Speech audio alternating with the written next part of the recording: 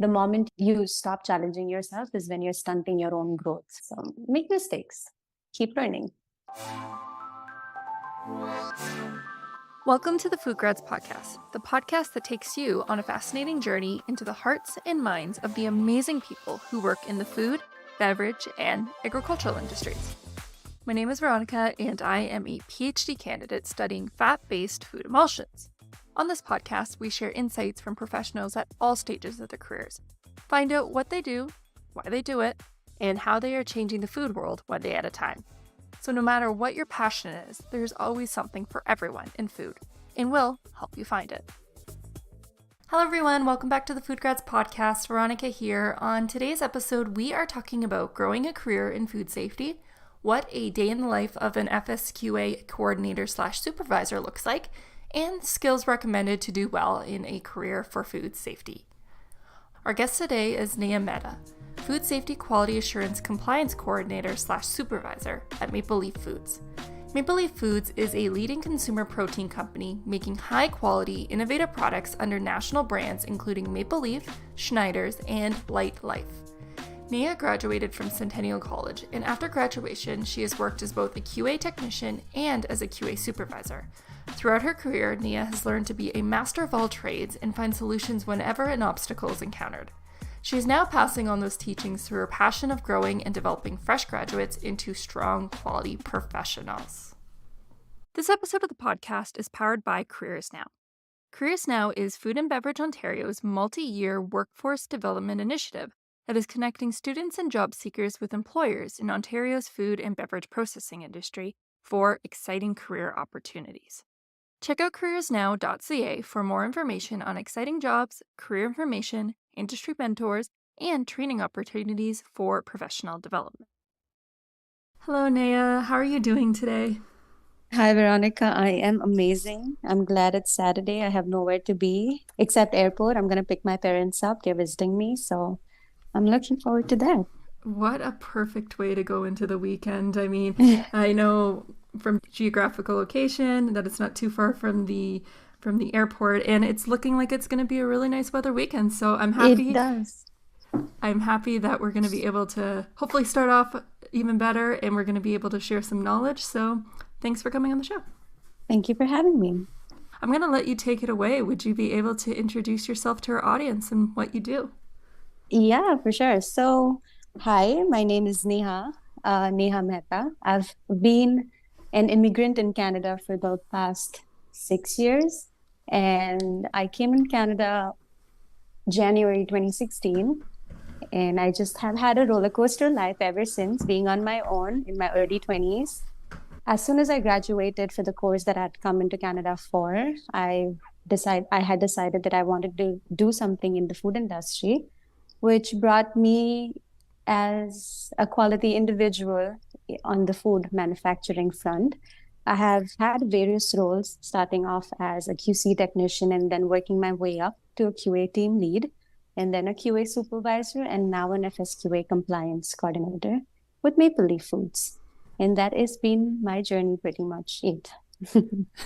Well, that's a really good summary that I know has a lot more twists and turns than you probably led on to that. So I'd love to take it a little bit back to the beginning in terms of, so you mentioned that you had come to Canada and such. What led you to go into food safety? Why come into this space? I will be honest, I kind of stumbled upon it. I did not intend and had a clear vision in my head that that is what I wanted to pursue. I was looking for a job which would help me in my immigration status back then when I applied for a QC technician role. And the moment I dived into that role, I understood the impact that I would be having on people's lives and the food that comes to their table just by doing the job that I'm doing. And that is what set me up for the trajectory. And it's been up and there about since then. Oh, thank you so much for your honesty. I know that's actually a story that I've heard a lot of individuals talk about, that they kind of stumbled into it. I think that's also maybe very true as well for a lot of people in the science space, because for many people, they can, after they graduate, they're not sure what they do, so they go find a lab role, and then after they're thrown into this world of food safety and they realize Mm-hmm. how important it is, and there's just so much more to it than just working in a lab and testing samples. Absolutely. Absolutely. So, so in terms of you went for this QC position and you Mm-hmm. decided to stay, what was some of the things that, so once you identified that you wanted to stay in the food safety world and then you were in the QC technician, what were some of the Mm-hmm. things that you started to do to try to grow your career? It will be a pretty hands-on approach. So I think I was a pretty solid person when it came to troubleshooting. And I think that's what came through me in my initial role. Whenever there was a problem, let's say related to food safety or even a technical production problem, I wouldn't be standing on the side saying, "Oh, okay, that's your problem, deal with it." I would probably be the part of that problem and find a solution with them. That was one thing that allowed me to come in the forefront. And I had great leaders ever since that allowed me to be in the forefront. With that, because of my capability to be hands-on on field, I was given opportunities to go in for training such as HACCP, such as GMPs. I was put forth by my company to go and have those training at their cost, which led me to my next step of being a QA senior team lead. Wow, that's great. In terms of Mhm. that's something that I've also heard is that in the food space, a lot of companies will start to invest in you, start to invest Mhm. into those skills because to my understanding, there's a lot of certifications that are required to do different food safety aspects. Like I think if you want to be into like a HACCP coordinator or something, like you need to have Mhm. HACCP certification. Is that correct? That's absolutely correct. And that would also mean if I want to be somebody who can audit my company internally, I'll have to have an internal auditor certificate where I need to know the regulations. I need to know how the company is in compliance with these regulations and things like that. So yeah, it's very specialized for the roles that you want to be in. You have to have appropriate certifications for you to excel, or some people can even wing it. In terms of, we're talking about certifications, are these certifications that are through the company in the sense like they're company certifications, or are they something that are from the government, or are they something else? I don't think it's neither company nor government. I think it's an independent training institution. The one that I have been sent to quite often from various companies that I've worked with is NSF. Oh, okay. I'm not sure what they stand for in abbreviation terms, but that's the one that I've been frequently hearing about, even when I talk to my colleagues about where did you get this done from? And also with a few on my own with LinkedIn as well, I know that they're accredited and you can present them as one of your skill sets and the certifications as your skill set in your interviews or the companies that you desire to work with. So yeah, it depends from company to company too, with their affiliations. I want to dive into this LinkedIn thing because I see these on people's pages and sometimes I'm just like, are these actually worth it? Like, LinkedIn isn't a food safety company, but have you actually had success in terms of showing those on your resume? Yeah, I just for the year of 2022 beginning and towards the end, I think I got myself around like 25 certifications just off of LinkedIn, which had interpersonal skills, which had Six Sigma, which had basics of Six Sigma, and how to be a manager, how to manage a team per se. So those soft skills as well, those are the ones that I take off of LinkedIn. That way, if in case an hiring manager has reservations about it being a LinkedIn certification, it's still a soft skill versus it being a solid transferable skill. Oh, huh. Okay. That's how I approach it. Different people may do it different way, but I don't think that there is any problem because I have had friends in the industry who have used those certifications to at their hiring stage and have showed that they have these talents and they have these certifications and they've got by. Not that it's something incorrect or not right to do, but I think people are accepting that mode of certification as well. Interesting. Okay. Mm-hmm. Well, let's take that back to you and let's go back in terms of food safety and from your experience. So you've done the QC, you've worked as a supervisor, and now you're an FSQA coordinator. Sorry, Mm-hmm. compliance coordinator. What skills have you found that have been really essential in moving up in the food safety space? And I more so want to talk about soft skills. So would you be Mm-hmm. able to elaborate a little bit more on what's really helped you there? Yeah, for sure. So I think it is only soft skills for most part that has led me up the ladder for what part I could play. Being with my going back to my previous mention of being hands-on in the field when you're trying to work with teams collaboratively, having your ears open at all times and being super attentive is a 101 because you never know the things that you hear would be things that would come handy in your decision making with that organization down the road.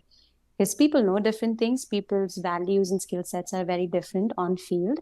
As much as you can interact with those people, understanding how your peers work, understanding what their mode of approach is when it comes to troubleshooting or conflict management, as an example, that has helped me a lot. And I think I still have a lot more to grow as a leader, as a manager, or as an individual in the professional world where I get very aggressive when the passion sets in about food safety.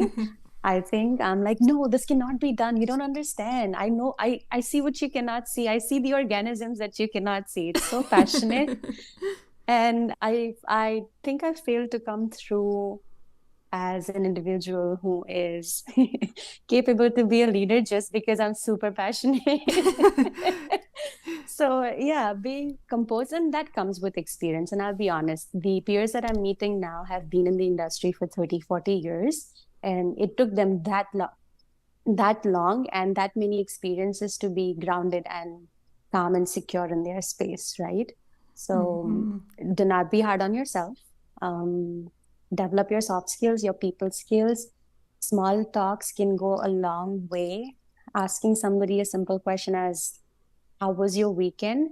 could also lift them up, and that's a work relationship as well. So these are little things that I've learned along my way with interacting with different people and different ethnicities. That's so interesting that you say that because I feel that's something that is never taught in school. You Mm-hmm. know, just we learn about soft skills in the very much, they always just say communicate, learn how to Mm-hmm. communicate effectively. And Mm-hmm. but sometimes I feel it doesn't really get to the base of treating people like a human, like a person, like an I actual agree. person that has a life. And sometimes that's Mm-hmm. really all you need is to have that base of, Empathy and yeah. yeah, because that's something that I learned when I was also working in quality assurance. When I would go out, I realized that maybe if I just asked people how their day was, that's a better way to start off of just coming in all of a sudden saying like, this is right or this is wrong. And Exactly. it's like you're passionate about it, but you're working Ye- together. and that's the thing. You need to know your audience, right? The person on the opposite side may not even know what listeria is, may not even know what salmonellosis is, but you do. And if you are addressing a crowd, you have to, for the lack of better word, you have to dumb it down to a layman's language because not all of us come from the same background of studies as well, right? So knowing your audience, and I think I have, for me, people have approached me with the attitude of, hey, listen, hi, good morning, this is what I need you to do. And I know how I felt being on that end of the stick, and I don't want to pay it forward that way, is how I learned my experiences, but it could be different for everybody. Mm-hmm. It's very true. And one of the things that you also mentioned earlier was talking in different approaches. And do you find that if you've ever come across, I don't want to say issue, but maybe Mm-hmm. something that wasn't up to standards in terms of a code, did you have to address it in a different way depending on the person that you were talking to? So maybe you would use more of a, I'm trying to think of it in terms of, imagine that there was something that needed to be troubleshooted Uh-huh. and one individual maybe takes better to being more direct in terms of terminology while another person Mm-hmm. is more of a softer approach. Is that Mhm. something that comes up in your work? It does, but it's with industries that are as massive. For example, in my current state of Maple Leaf, I am coming across apparently 1,500 employees in that industry, in that company itself, because Wow. it's a massive, massive Wow. company. So with that, it's practically impossible for me to be knowing everybody's way of approaching problems or approaching a situation. So I tend to keep it professional and very generic with my approach, no matter who I interact with, be it an upper management person or be it somebody who is at a work class. I would still approach it that, hey, hi, how are you doing? So, you know what? I was thinking if there is another way to get this done, because if we do the way we are doing right now, we could encounter A, B, and C as the problem. So that is how my tone and my approach would be, regardless of the person I'm dealing with. That makes it easier, and that interaction is a tell enough for me to know and remember for the next time if this person is okay with that approach or not. And more than likely, more often than not, I think I have succeeded in getting my point across without offending or without stretching it far too ahead. Okay. I'm just Mhm. thinking about it because it's it's amazing. It sounds like you have to have a lot of good memory in order to work in quality. You know what I mean? And also, you're the bad cop, right? So you just cannot go storming in and be like, listen, you're doing this wrong, even though you want to, but that it's not something that you could, because there is an eye for us already that we are troublemakers as quality because we stand up for the right thing. Food safety is a priority. And at that point, the numbers of production and the KPIs are all blurred to us at our standpoint. So I see the disconnect between the ops and quality teams, where quality is all driven about quality and food safety, whereas ops is all about numbers and go, go, go. So establishing a balance between that, telling them that, listen, I understand this is going to be in your harm's way and you might have some downtime in your KPIs, but it is really essential for us for this to not catch up on us later. We better have it right in the first go. So things like that are some things I've learned over time, which I'm still struggling with, I'll be very honest. Well, I think that it makes sense in terms of, as well, different companies in different facility, even facilities within the same Mm-hmm. company can have very different. I almost like to think of heartbeats. Like I feel like Mm-hmm. they all feel so different and like the rhythms of them are different. So even though you could be, one approach worked very, very well for one place that you worked at, Mm-hmm. another one it might not be so much. It wasn't that the one was right and one was wrong. It's Mm-hmm. just that you mentioned earlier the different ethnicities of people. Like there's so many Mm-hmm. diversities of people that are there and walks of life, and it varies between facilities. Yeah, absolutely. It does. And I think my experience with my first company versus my second and now my third has been very different in terms of culture and the people I come across. But all I knew all along was there's only one thing in my control, and that will be my approach. And that's all I've tried to work on, because I know I'll see people who are disgruntled, who are very kind, who are very affectionate, and from it's all across the scale, right? They would be all scattered around in all organizations, but I try to keep my approach standard. That helps me not be too hard on myself. Mhm. Well, that's really good. I think that's something we need to be reminded about. I want to take it back to the role that you're currently doing. If you'd be able to talk a little bit more about that, because I'm very familiar with quality assurance Mhm. supervisors, QC, QA, depending on the size that you work for, but Mhm. compliance coordinator, that's not a role that I've come across before. Would you be able to elaborate a little bit more on what you do there? Yeah, for sure. I need to start at the basic, where I will have to make you understand the differentiation between QA and FSQA. And the news is it is no different. Okay. It's honestly just a terminology preference from a company standpoint. So I could very well be an FSQA technician back when I was a QC technician. It's just that my company chose to keep it QC and QA in terminology. Talking about Maple Leaf Foods per se, it is so specific, and like I said, it is so vast in the stretch of land and in the stretch of employees as well. I think what they have tried to do is make everybody master of their own trade. That's all they have tried doing. So it's a very specialized role where all I am doing is making sure that I wouldn't say all I'm doing, but the core of what I'm doing is making sure that everything that is on the regulation from a quality and food safety standpoints, as an example, we are BRC certified company. Maple Leaf is BRC certified. For that company to have all the regulations in compliance with what is actually happening on the floor is my role. So if I'm going around the floor and I see that there is an edible tote, a tote with edible product in it, sitting on the floor without any stand or a raised level, I would call it out and understand that it is not in compliance with the 6-inch regulation policy. The other thing would be if I see somebody who has an overgrown beard and is not wearing a beard net, the last I want is for chicken breast to go to our customers with a little hair on it. So things like that. And it is, for me at this point, it is more a floor level and being the bad cop and keeping an eye on GMPs, making sure the regulations in terms of documentations are in compliance. The role is pretty similar to the roles I've played previously. It's just the preference of terminology. Okay.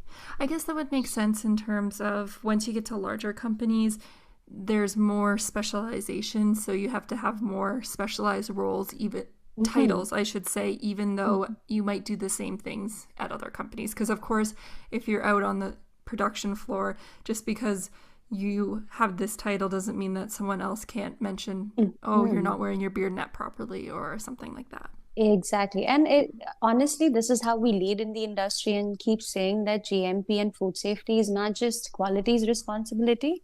It's every individual who comes into that plant, including the owner of the company as well. So it is his responsibility too. So the rules are fair for everybody, and we are all in equal rights. If a production supervisor thinks that his employee is not following the GMPs the way he should be, he's well in his right to call it off. But the only difference is we have our eyes on it regardless. Even if we are doing something else, we can multitask, and that's where our focus is because we are wired like that, working in the industry on that sector for so long. That is the only difference. Okay. Sorry, I actually wanted to go back. You mentioned about the 6-inch roll. Is that something that you said earlier in terms of the skid? Maybe some of our listeners might not be aware of what that means. Would you just be able to talk to that and why that's a food safety concern?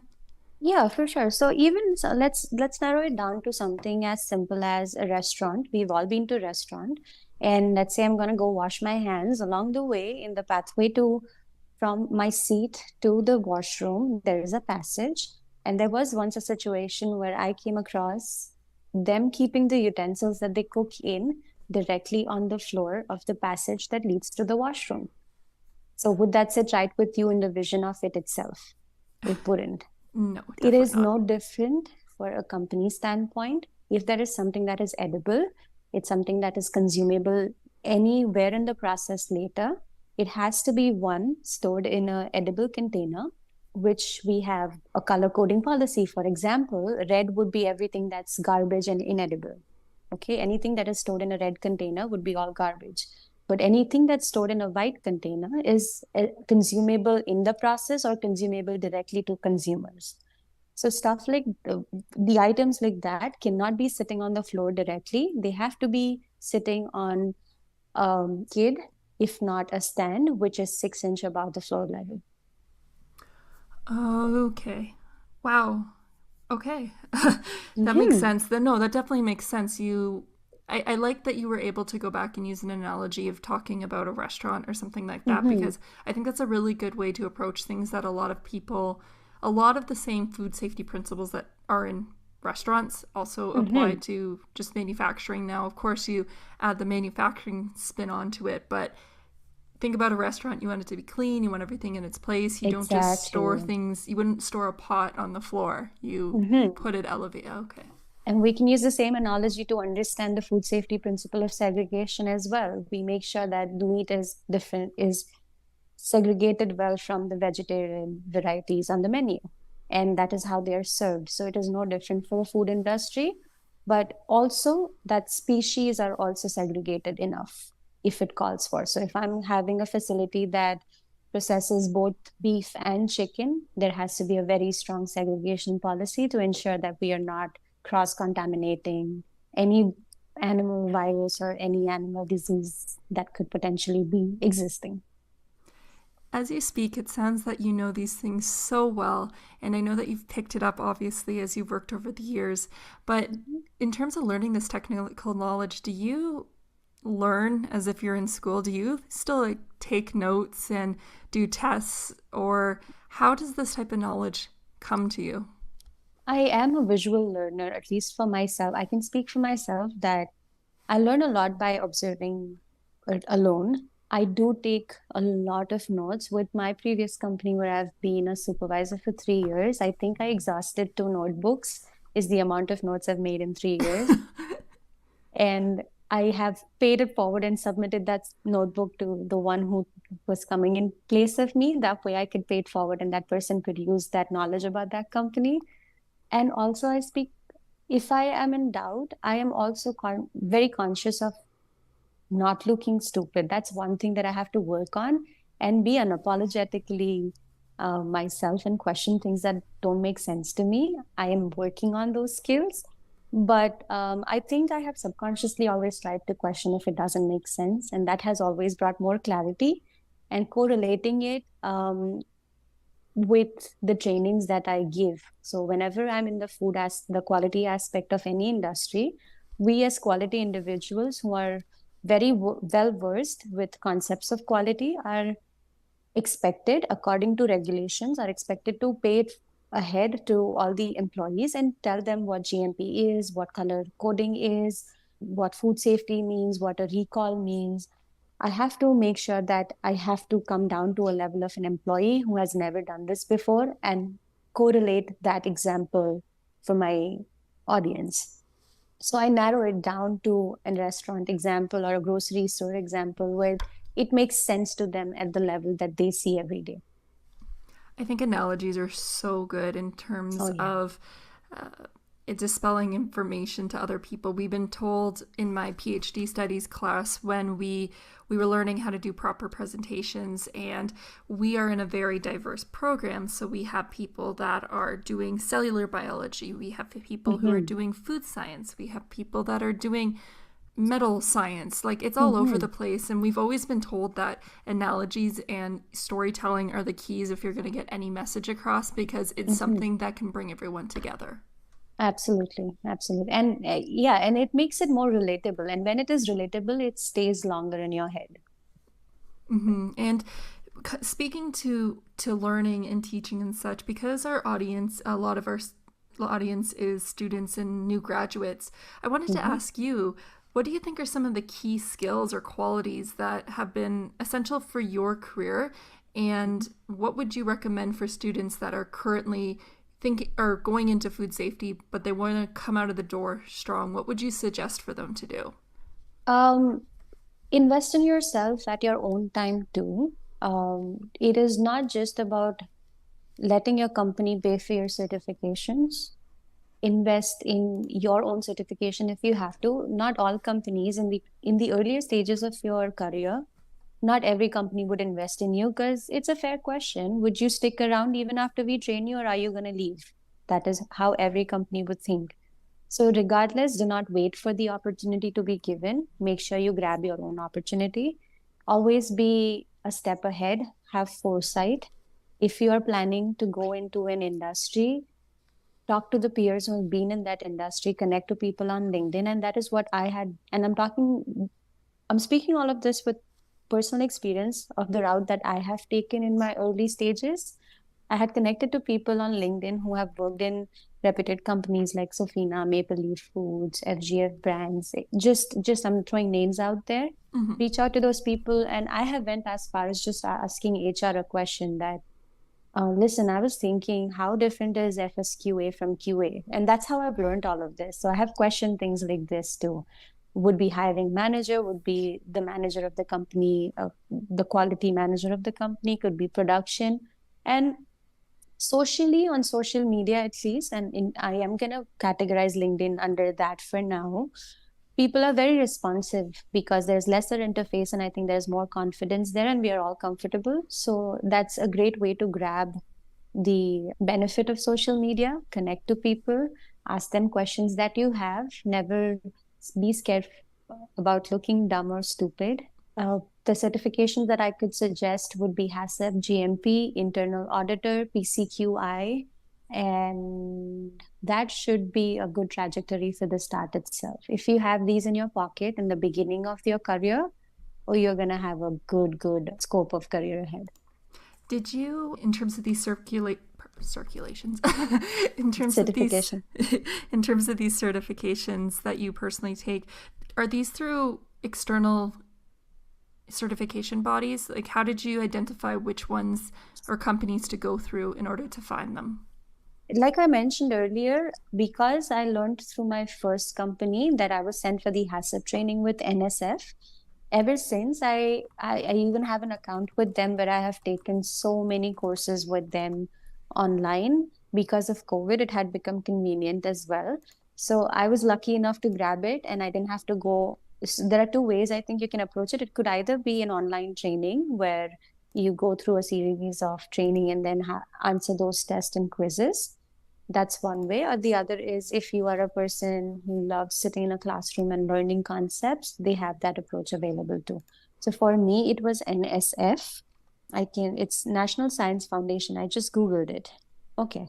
So that's the one I went with. I'm really not sure of the other certification bodies at this point. I've never approached any other, to be honest. That is okay. I think that is definitely a good starting point. Thank you for answering those, because I know that these are sometimes the details that people get really caught up in, that are the actual tangible things, because there's so many. If you look up food safety auditor training or food safety, there's just so much of them out there, and it can be for a lot of people, it's a big investment if they do it in terms of themselves, time and money, essentially. So being able to navigate that, you want to know where to go. Absolutely. And I think I also have, if once you're established and you have a company that is solid as well, and it's, let's say, for the lack of a better word, if it is not a small company, bigger companies are also capable of investing in your studies, such as masters too. And you can do a half and half. That means a part-time master's and a part-time work. There are companies who are flexible enough to accommodate that just for the betterment of that individual, and hoping that that individual will be better able to contribute into their organization. Hey everyone, let's take a quick break and hear a word from our friends over at Centennial College. For the past 50 years, Centennial College has transformed itself from a local community college to a worldly institution, with a presence in countries like China, India, South Korea, and Brazil. No matter who you are or where you're from, your journey to success can start at Centennial College.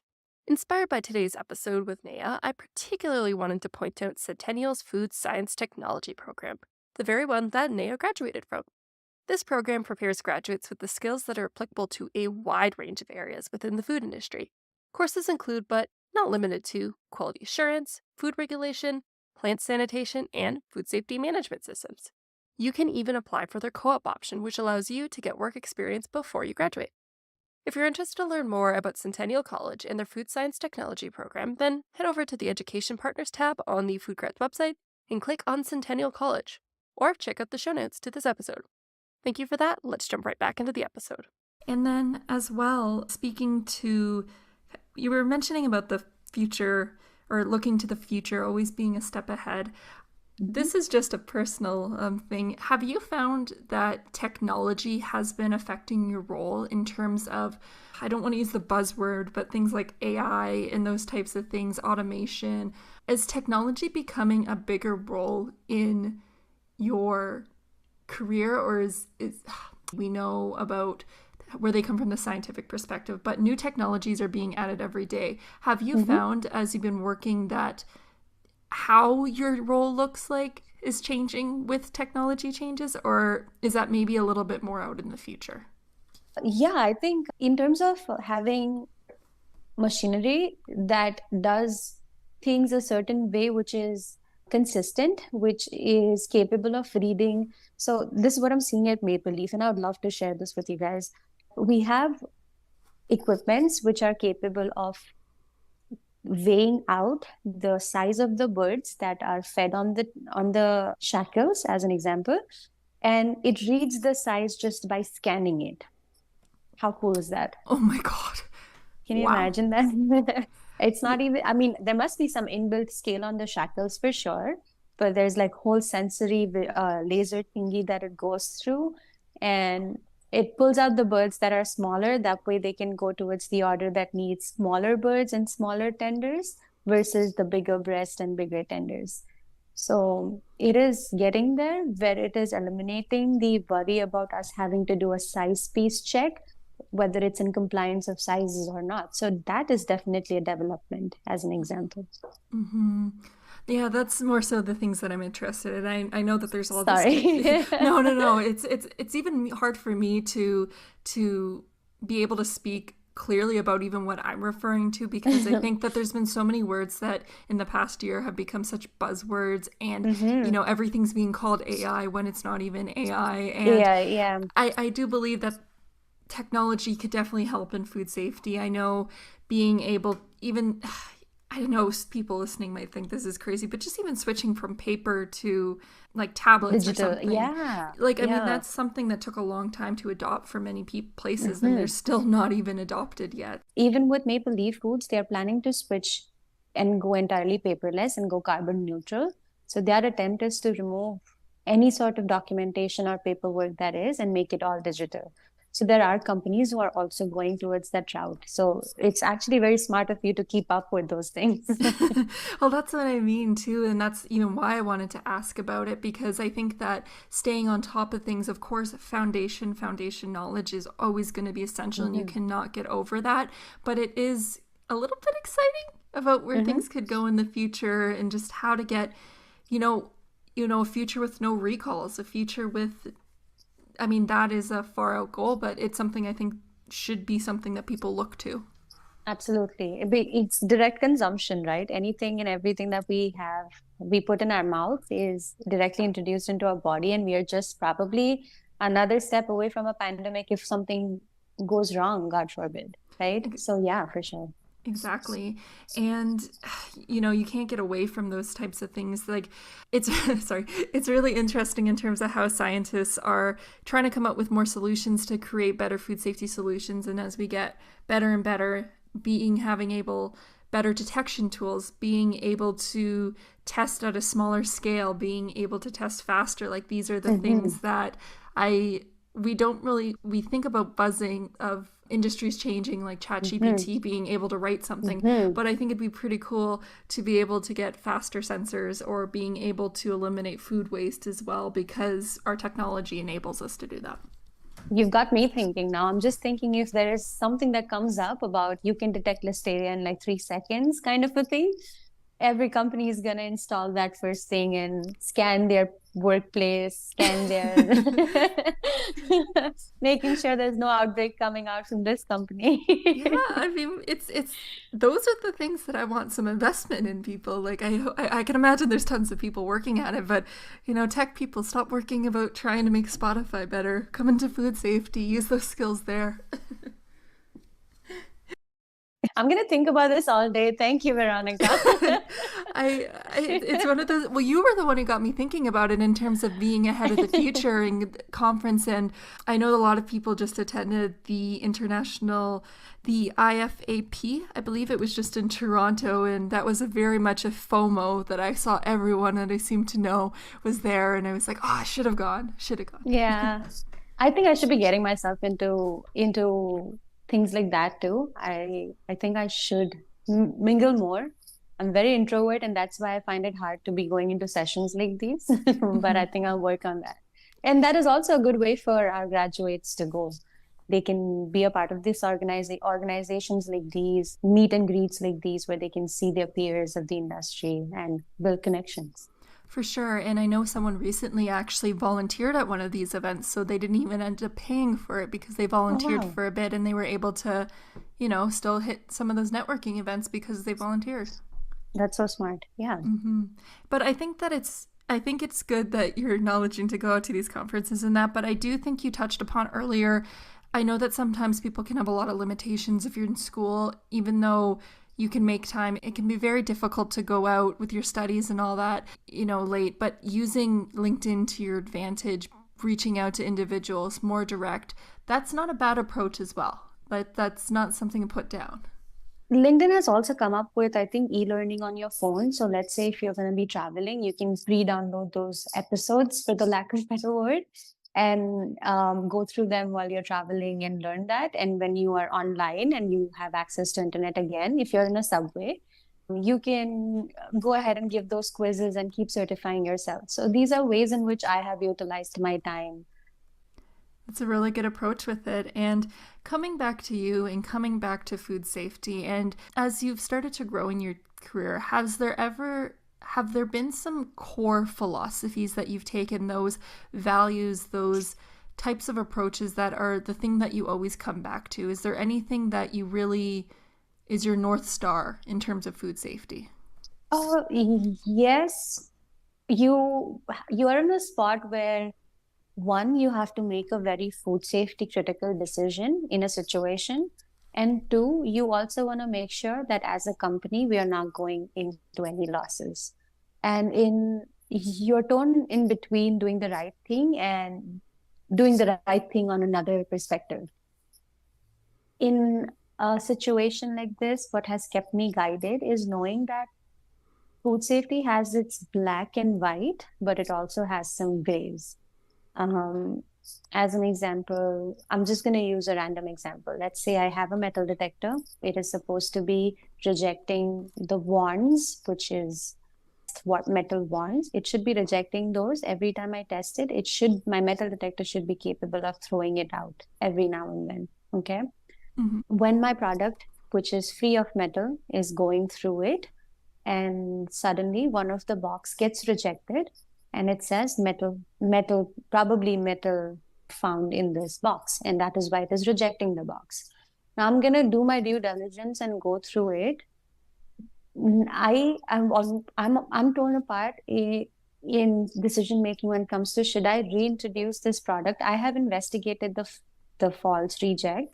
I did not find any metal in that box. So now, should I put this back on the line, or should I ask them to trash this away because it may have rejected for some reason, right? So when you're torn apart in situations like this, do the right thing and make the right decision of salvaging the product too. The best way you can find metal would be probably on it, or maybe inside if it is a bone-in product, you would see it between the meat and the bone, if there is any hollow spaces. As an example, if it's a full bone and breast, right, of a chicken, you would see the skeleton, you can see the meat. Make your decision-making practical. As long as you're not in harm's way with operations, but you're doing the right thing, which is critical to food safety, that should be your guiding star. Always keep doing the right thing, making sure that you're thinking of all the aspects that are involved in this decision making, so that you are not questioned or cornered as to, okay, but we could have done it this way. Now you're causing us a loss of 5,000 cases just because you think there could be something in it and you're not sure about. So my philosophy has always been data oriented. Have I had issues with product like this before? Has this been the product that keeps giving me trouble like this? Knowing your data well and building it from the first day that you walk into that company is the way to go. I've been all over the place, haven't I? No, I think you bring up a very, very good point. And as you're talking, I was having flashbacks. And I was having flashbacks because I think as well, when you're in school, it's a right or wrong answer. Well, there's right, wrong, and there's great answers in terms of how your teacher, professor grades you or TA. But when you never are fully prepared at the very start in terms of that feeling that you are there, you're standing, you've had a good mentor, you've had your supervisor teach you, but that first day that you're finally by yourself and you go through that one food safety situation, and this is the true time that you've really gone and you feel like, okay, this is what school's led up to. This is a time where I can make a decision about something. And it's right there that you can decide where you want the future to go, and you have to think about what kind of professional I'm going to be. And you're always presented with choices in this world. Do I say something? Do I not say something? Mm-hmm. It's just an experience. I'm not really going with this with a question, but it's just something that you never had school prepare you this way. There's always, if you didn't pass a class, and you don't pass a class. But when you're in a food facility, well, if that product goes off, someone could get hurt. But at the same time, if I'm not sure about something and there was nothing wrong with it, I could cause tons of losses. I can cause lots of time loss. Like you're more dependent on than ever before. Mm-hmm. And yeah, and it's a tough spot to be in, that decision making in absence of somebody who is above you, who would usually make that decision, and now it's not them and it's you. It's very fulfilling that one, they think you're capable of making that serious decision, and two, what if I go the wrong way? But you will never know until you do it. So again, don't be afraid of making mistakes too. And that's how we all learn. I have been hard on myself for making mistakes. The first day at Maple Leaf, after 6 years in this industry, I cried my eyes out in my manager's office for trashing a product in a wrong bin. So something as simple like that too. And I kind of had a panic attack over such a simple thing. So it's never going to be easy, but make sure you keep challenging yourself. And the moment you don't grow, you stop challenging yourself is when you're stunting your own growth, and it's a disservice to your own growth. So make mistakes, keep learning. Thank you for sharing that. I know I feel the same way. I remember my first week or my first week on my own, and I was like, this is one of the toughest things I've ever done. Not because things went wrong and all that, but it's just like, wow, I've never experienced being in a work like this in terms of everything's come to this. But I like that you use the word fulfilling, because at the end of the day, despite all the challenges you've spoken about, despite all this, it is a fulfilling thing. You're doing a very important job, and it's tough. It's not going to lie. It's not that it's not tough, but at the same time, you know that you're doing something that's worth it. Absolutely. And I take a lot of pride when, if it's it's a pet food industry, that all the little puppies, all the little cattles are all going to consume this food that's been quality assured by me personally at some point, and be it humans as well, feeding millions of Canadians with the products that we make, making sure that we are doing justice to what we are given the role for. Well, Neha, I think I'm going to leave it there. I think that's a really good spot to leave off on. And I think that this episode's been great. You've been able to really be open about your career, be open about what students should do, about the technical aspects, the little details that you don't really think about until you're in the moment. So I think this will be a really good episode for students to look into what their future could be in food safety.